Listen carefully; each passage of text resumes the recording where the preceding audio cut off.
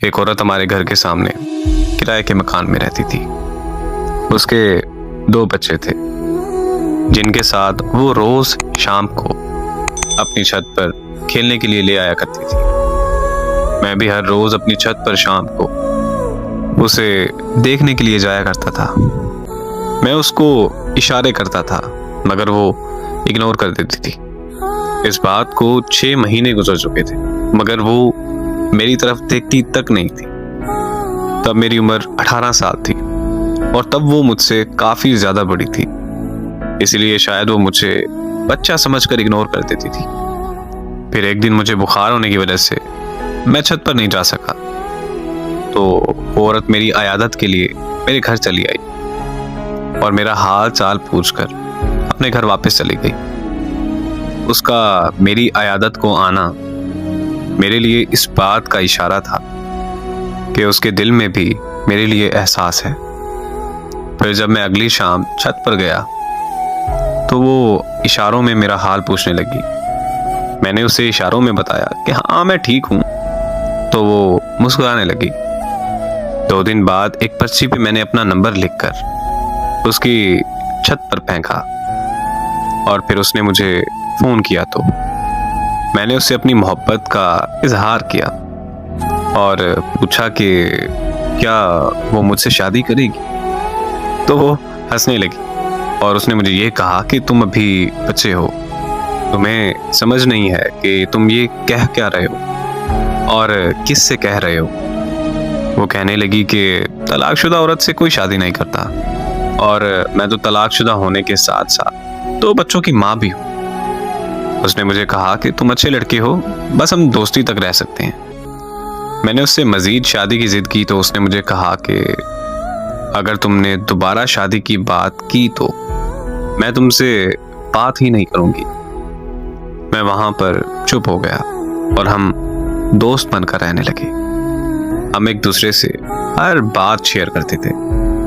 एक रात हमारी फोन पर बात हो रही थी कि उसने बताया कि वो घर पर अकेली है क्योंकि उसके अम्मी अब्बू शहर से बाहर गए हैं। ये सुनते ही मैं उसके घर के बाहर पहुंच गया और उसे दरवाजा खोलने को कहा, लेकिन उसने दरवाजा खोलने से इनकार कर दिया। तो मैंने भी जिद कर ली कि मैं पूरी रात घर के बाहर बैठा रहूंगा। 2 घंटों की जिद के बाद आखिरकार उसने दरवाजा खोल ही दिया।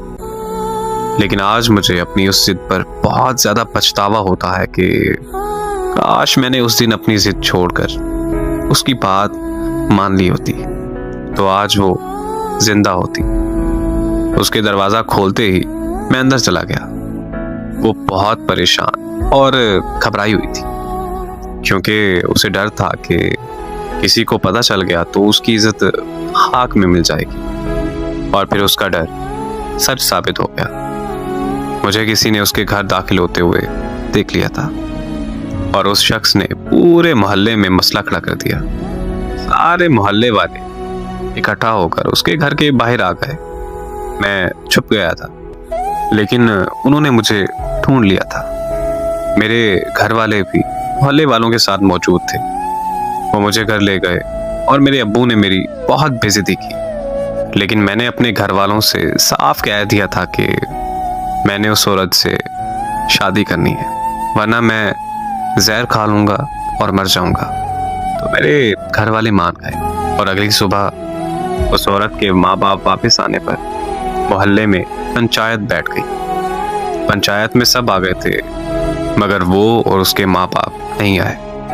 फिर थोड़ी देर बाद खबर आई कि उस औरत ने जहर खा लिया है। मैं वहां से उसके घर की तरफ भागा, लेकिन मेरे पहुंचने से पहले वो मर चुकी थी। उसे इस दुनिया से गए 8 साल हो गए, लेकिन मैं आज तक उसे भूलकर किसी और का नहीं हो सका। मुझे आज भी ये बात अंदर से खा जाती है कि काश मैं उस दिन जिद ना करता तो वो आज जिंदा होती। इससे बड़ा दर्द क्या होगा कि मेरी वजह से उसकी जान चली गई। देखिए, मोहब्बत करना कोई गुनाह नहीं। जब सच्ची मोहब्बत हो जाए तो वो रंग रूप, अमीर गरीब, काला गोरा या उम्र में फर्क मोहब्बत में नहीं देखा जाता। जब मोहब्बत हो जाती है तो तो फिर हो जाती है। वो एक शेर है कि वो मोहब्बत को हवस समझते हैं तो कह देना उसे, हाँ बदन ही चाहिए लेकिन ता कयामत चाहिए।